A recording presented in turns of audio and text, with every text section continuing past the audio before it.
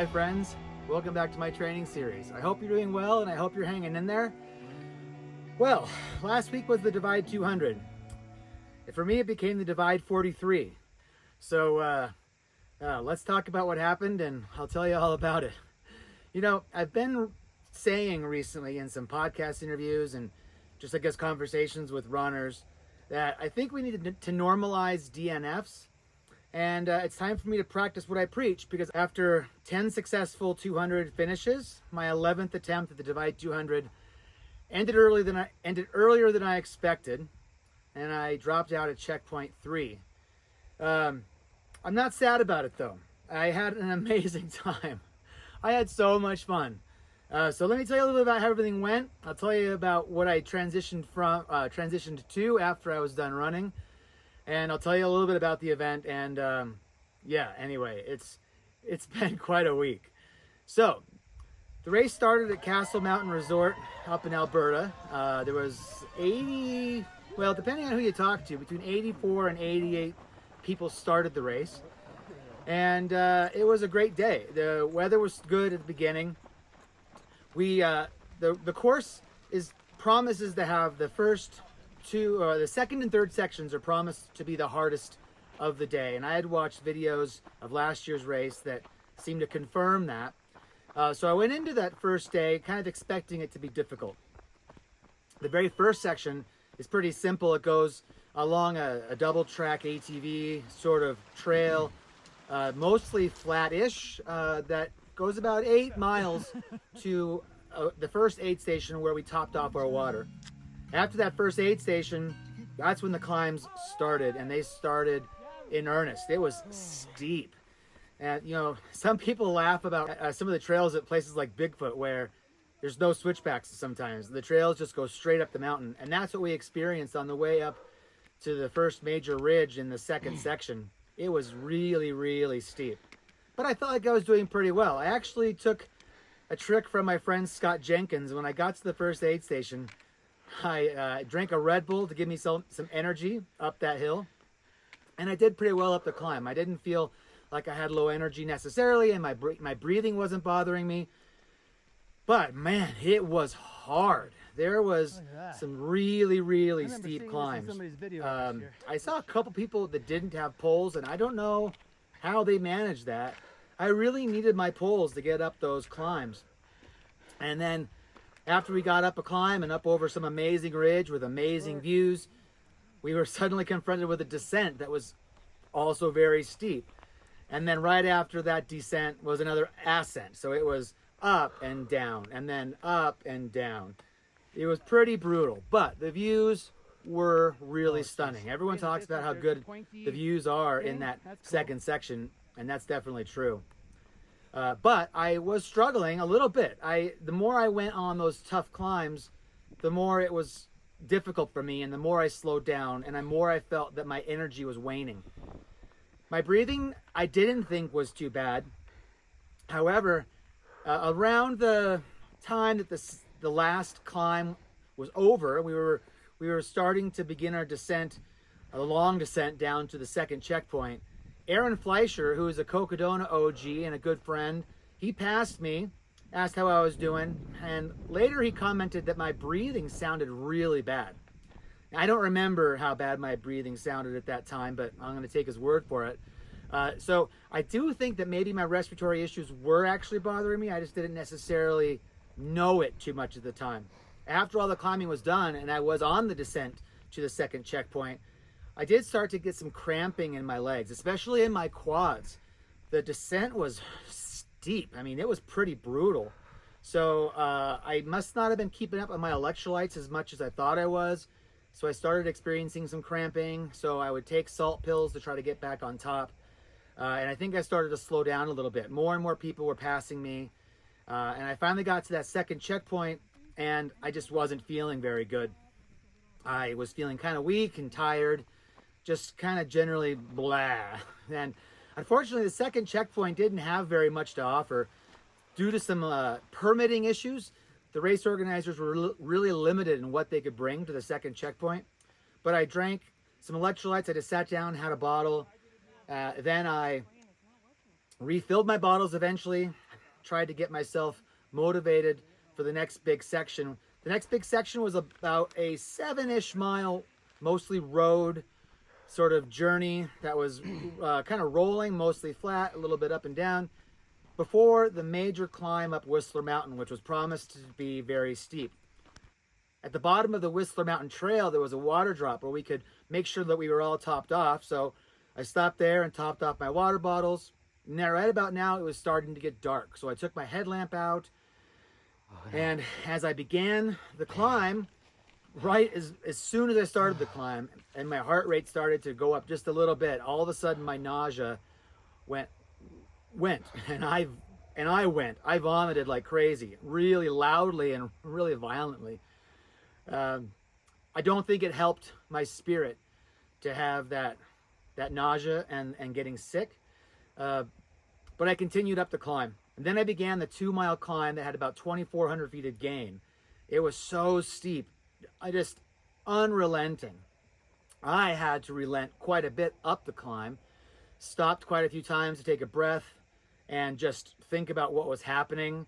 I didn't have a lot of strength. Now, I was stopping to take a breath. I don't feel like I had no breath. I didn't feel like I was struggling to breathe, but I did feel like I was struggling to have the energy I needed or that I wanted for such a tough climb.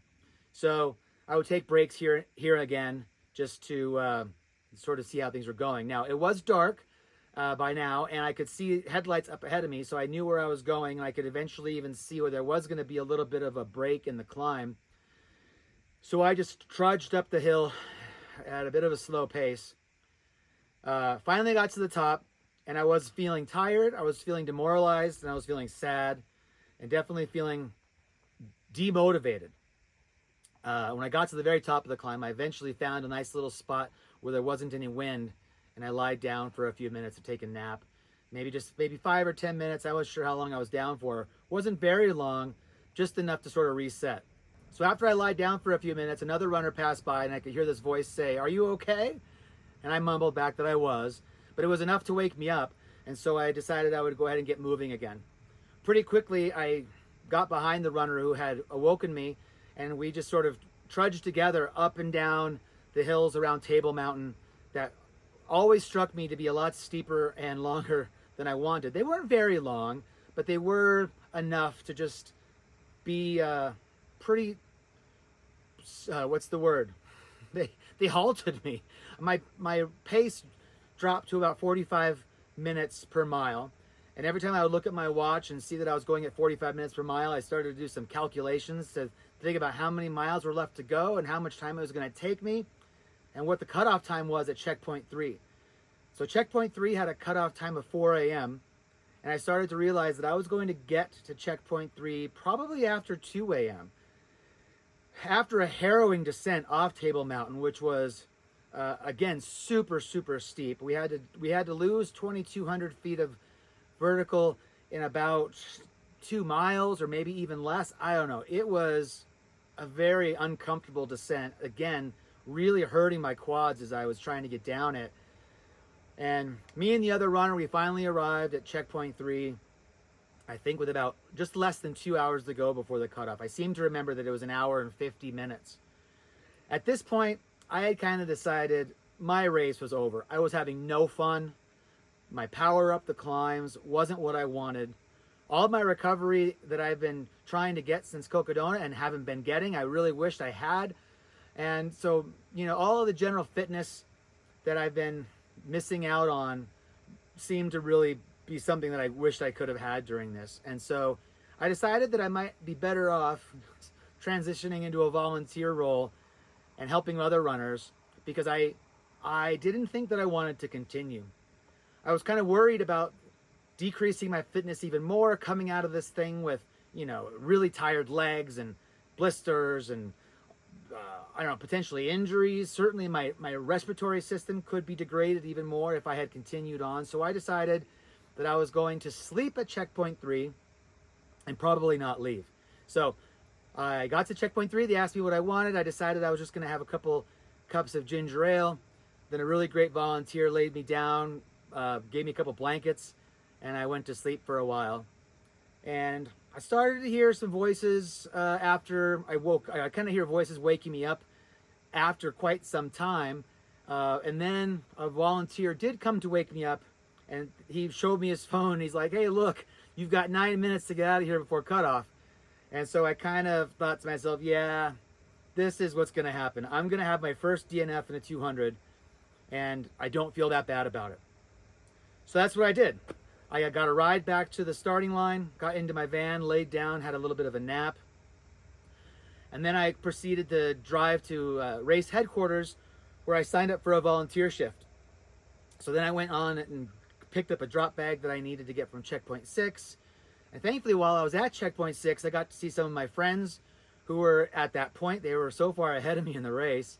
And so I visited with some people there, hung out a little bit, and then talked to some other runners and volunteers. Anyway, had a pretty nice time there. And then I left checkpoint 6 and went to checkpoint 9, where I had signed up for a volunteer shift from midnight to 8 a.m.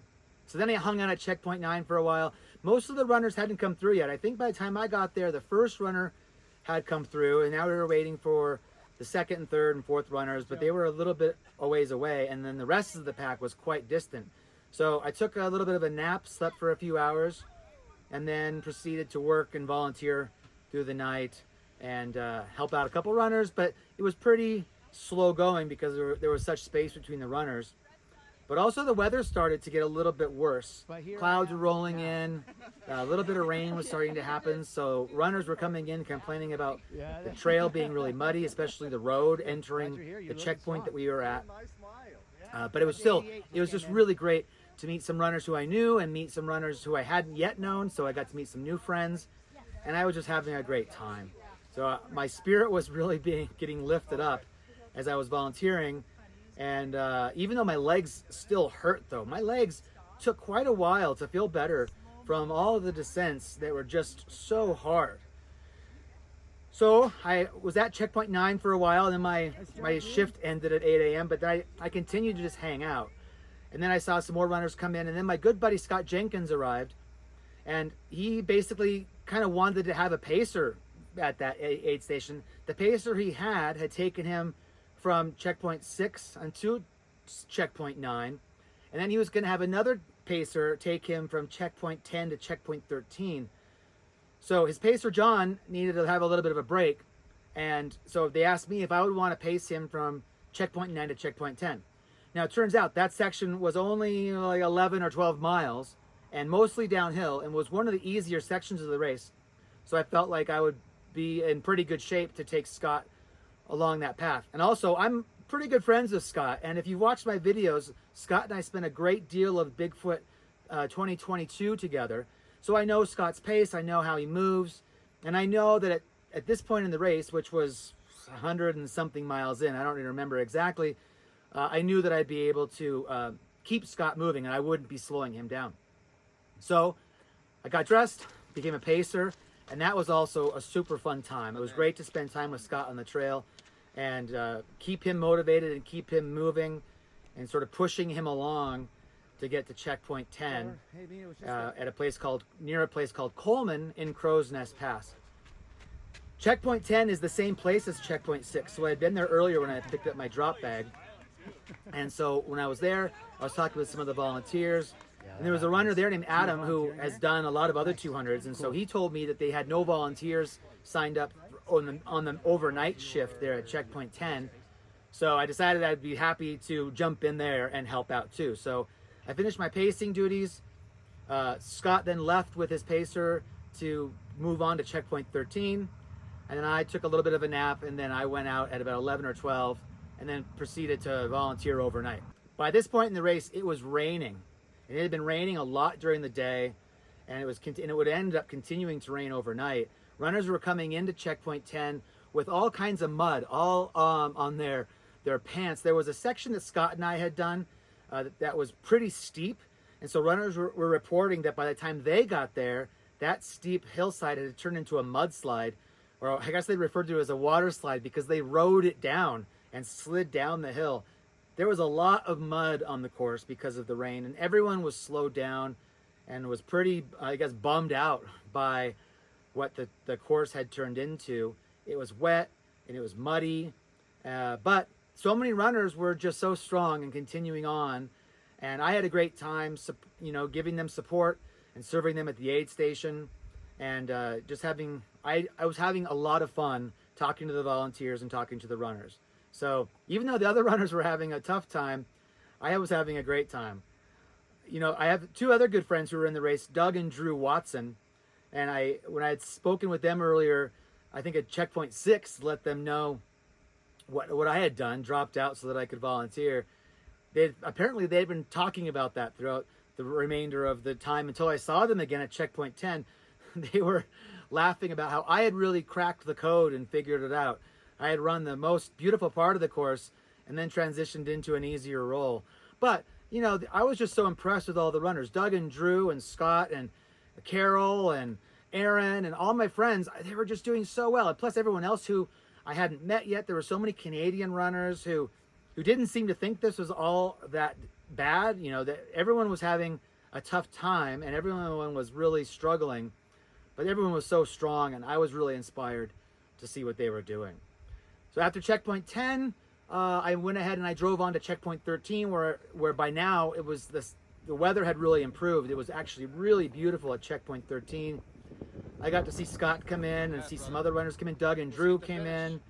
A runner named Ty. I was just having a blast. I hope you can see by the look on my face and the tone of my voice that I was having so much fun. I even talked on the phone with Leah quite a few times, and Leah said to me, she's like, Wes, I know you like running, but you so much better like talking to runners at aid stations. So it's true. I was really in my element. I was having such a great time. And so even though my experience at the Divide 200 ended up being a DNF, it was what I needed. I needed to give my body a break. I need to get my act together and figure out my respiratory problems, get my fitness back in shape so that in the spring I can take on my big challenges of Arizona Monster and the Cocodona 250 back to back. And so, yeah, I really did the right thing for me. So it kind of falls into my theory that DNFs don't mean failure. Sometimes the DNF means that you just weren't ready for that event, or maybe you hadn't learned enough. There's something you needed to do differently in your training, or there was something you needed to do differently in your preparation or in the actual execution of the event. I feel like my execution wasn't too bad. I was doing a good job of following my calorie alarms, but I just didn't have the fitness that I wanted to have for this event. I didn't want to chase cutoffs. I didn't want to have my fitness degraded even further. For me, this wasn't my A race. This was just something that I wanted to do to have a new experience and have an adventure. But it ended up being the kind of adventure that I wasn't really wanting to have. And so I changed my focus. And I'm really glad that I did. I had such a great experience and met so many great people and had a really fun time. So yeah, that's what happened with me at the Divide 200. It was not what I had planned, but boy, I had so much fun. And I'm really grateful to everybody at Sinister Sports for allowing me the opportunity to volunteer, jump in and help out the runners. And thank you to all the runners for helping me help you. Thank you to Aaron Fleischer for letting me give you some foot care at checkpoint 10. Thank you to Lucia and Todd Bachman and Scott for letting me do your toes and doing your feet after the race. I think I found that I have a new passion of foot care. I had so much fun popping blisters and taping them. Wow. I guess you don't know what you love until you give it a try. And I'll tell you what, foot care is pretty cool. I had fun doing that. So what's upcoming for me now is I've got two volunteer stints set up at the Moab 240 next month. So I'll be volunteering at the Indian Creek aid station and then again at the Geyser Pass aid station. So any of you who's running Moab 240, I'm very excited to serve you and see you at Moab. And yeah, maybe they'll let me do some toes and do some foot care. We'll see. So that's where I'm at here. I'm speaking to you from somewhere in Montana on my drive towards Butte. I left Castle Mountain Resort this morning. I'm recording this for you on Sunday. I'm heading to Butte, Montana for a couple of days, and then I'll drive home on Wednesday. I'm really excited to get home. I really miss Leah a lot. Can't wait to get home so I can see her. But been a great week. And so thanks a lot for watching. Thanks for listening to my tales of my first 200-mile DNF. I've ripped off that Band-Aid. I don't have to worry about DNFing a 200 anymore. And yeah, if you, I haven't looked at any of the questions that might be in the comments, so I'll be taking a look at that this week. We'll make a video for next week, see what we can do to answer some questions. And thanks a lot for following along. Look forward to telling you more about the journey. I'll talk to you soon. Thanks for watching.